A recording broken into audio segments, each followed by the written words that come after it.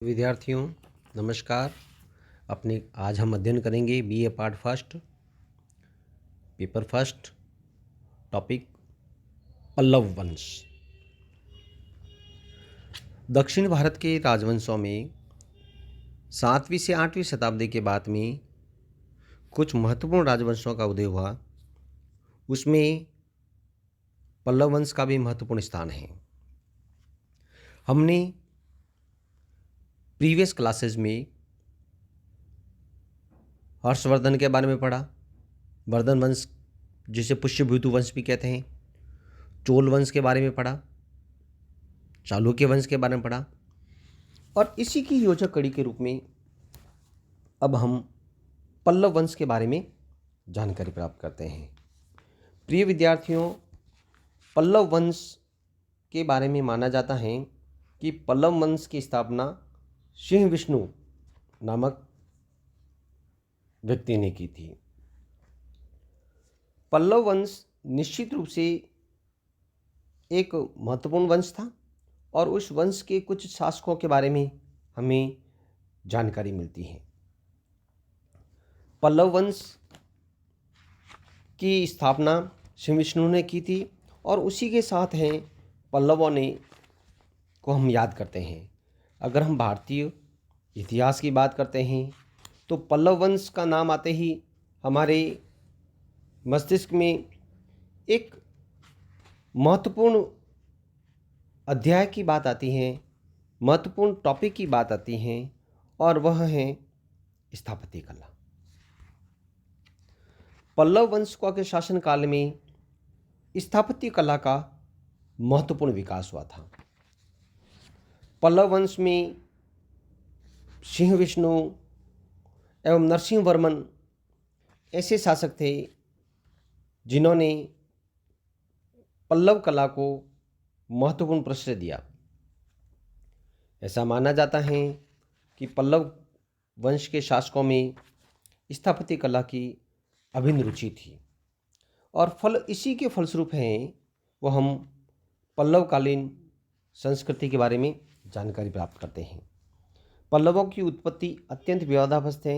BL rice और BN कुछ अन्य विद्वानों की धारणा है कि पल्लव वस्तुतः पय्यव या पार्थियन नामक विदेशी जाति थी, ऐसा मानना है, जो सातवाहनों के पश्चात भारत में आई। पल्लवों के प्रारंभिक इतिहास की जानकारी प्राकृत एवं संस्कृत अभिलेखों से ज्ञात होती है। प्राकृत अभिलेखों में अनेक राजाओं के नामों का उल्लेख मिलता है। प्रारंभिक शासकों में सबसे शक्तिशाली राजा शिव स्कंद वर्मन, जो 4वीं शताब्दी के प्रारंभ में माना जाता है। पल्लव वंश की स्थापना, जैसा कि मैंने प्रीवियस में बता दिया है, सिंह विष्णु था। द्वितीय पल्लव वंश का शासक महेंद्र वर्मन प्रथम था। इस वंश का वह प्रतापी शासक था।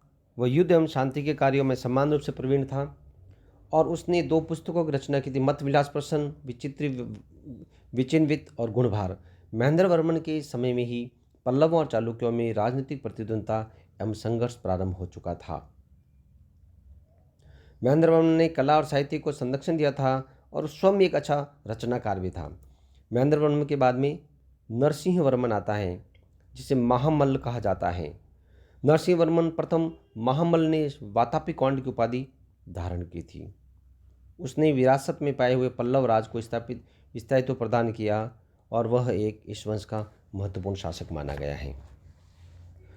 उसके बाद में परमेश्वर प्रथम गद्दी पर बैठा। उसके बाद परमेश्वर के उत्तराधिकारी तथा पल्लवों का पतन।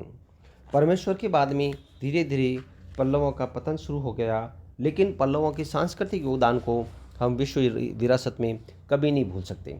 पल्लवों ने दक्षिण इतिहास में न सिर्फ राजनीतिक भूमिका ही निभाई, बल्कि सांस्कृतिक विकास भी किया। पल्लवों की प्रशासनिक व्यवस्था भी महत्वपूर्ण थी, लेकिन इनकी सांस्कृतिक व्यवस्था की जब हम बात करते हैं तो पल्लवों का मंदिर निर्माण के क्षेत्र में महत्वपूर्ण योगदान माना जाता है। पल्लवकालीन कला का सर्वोत्तम विकास मंदिर स्थापत्य कला में देखा जा सकता है।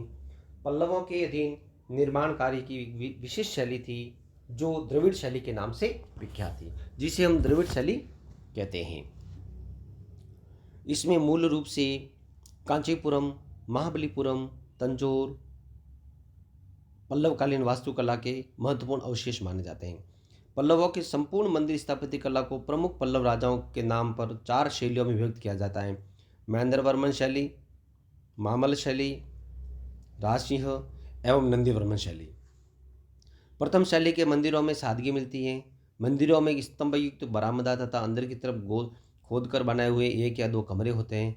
इस शैली में स्तंभ युक्त कक्ष एवं मंडप भी बनाए गए। मंडपों का निर्माण बौद्ध चैत्यों से प्रभावित था। स्तंभों और मंडपों के निर्माण में विशेष ध्यान दिया गया है।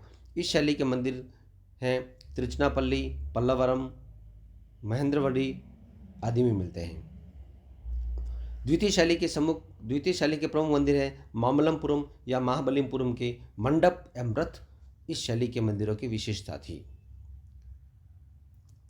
इसमें पंच पांडव के मंदिर और रथ शैली में सप्त पैगोडा का मंदिर महत्वपूर्ण है। मामल्ल अथवा नरसिंह शैली के 10 मंडप मिले हैं। धर्मराज मंडप, कोटिक मंडप आदि मिलाकर के मुख्य रूप से 10 मंदिर मिले हैं। इस प्रकार से जो उसके बाद में जो नेक्स्ट शैली आती है, रथ शैली के मंदिरों का निर्माण रथ के आकार का हुआ था। इसका निर्माण काष्ठ कला से प्रभावित था। पत्थर की चट्टानों को काट कर इनका निर्माण किया गया। रथ शैली का 8 मंदिर मिले। द्रौपदी रथ, सप्त पैगोडा के अंतर्गत निम्नलिखित रथ मिले: धर्मराज रथ, भीम रथ, अर्जुन रथ। इस प्रकार से कुछ हैं वो मिलते हैं। उसके बाद माता नंदीवर्मन शैली, जो कि पल्लवों की चौथी शैली मानी जाती है। नंदीवर्मन शैली के मंदिरों को देखकर पल्लवों के पतन का आभास स्पष्ट हो जाता है। इसके बावजूद पल्लवों ने बौद्ध चैत्य विहारों से विरासत में मिली हुई कला का विकास किया। इस प्रकार से हम मान सकते हैं कि पल्लवकालीन कला एक विस्तृत कला थी और उस कला के माध्यम से ही हैं वो हम भारतीय संस्कृति और दर्शन में इनका स्थान निर्धारित कर सकते हैं। धन्यवाद।